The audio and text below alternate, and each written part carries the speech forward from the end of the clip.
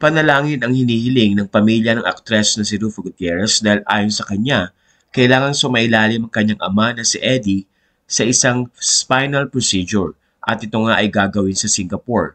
Kwento ni Rufa, please join us in prayer as our dad, Eddie Gutierrez, undergoes his first spinal procedure today in Singapore with Dr. Prem Pillai at the Neurospine and Pain Center, Mount Elizabeth Hospital.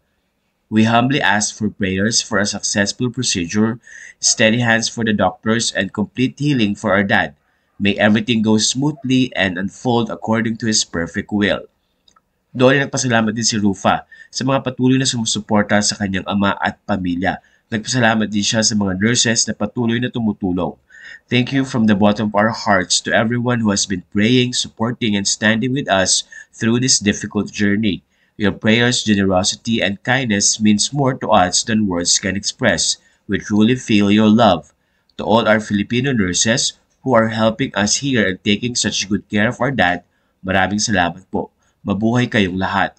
To everyone facing their own battles this season, may God grant your strength, peace, and His healing embrace. From our family to yours, you are not alone.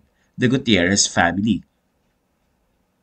Samantala bumuhos naman ang panalangin mula sa mga kaibigang artista ni Rufa. Nandun si Connie Reyes, Karen Davila, Isabel Daza, Marjorie Barreto, Sunshine Cruz at marami pang iba. Matatandaan kamakailan ay nag-post din si Rufa Gutierrez ng appreciation letter para sa kanyang ina na si Annabel. Doon ay kinuwento ni Rufa kung gaano alagaan ni Annabel ang asawang si Eddie.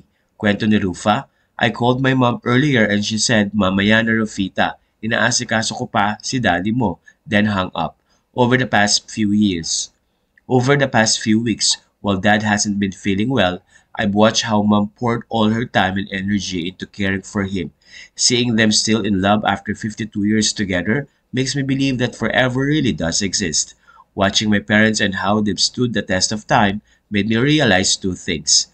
I'm grateful to still be able to spend quality time with them. And I'm speaking on behalf of my siblings too. Dagdag pa ni Rufa, after all the ups and downs I've faced, the heartbreaks, the lessons, and the moments where I had to stand strong on my own, I'm holding on to the promise that God doesn't want me to give up on the dream of having a beautiful family because I deserve it and I'm worth it. Sa puntong ito ay nakita ni Rufa kung gaano nagmamahalan ng kanyang mga magulang, kaya naman nagsisilbing inspirasyon ito para sa kanya.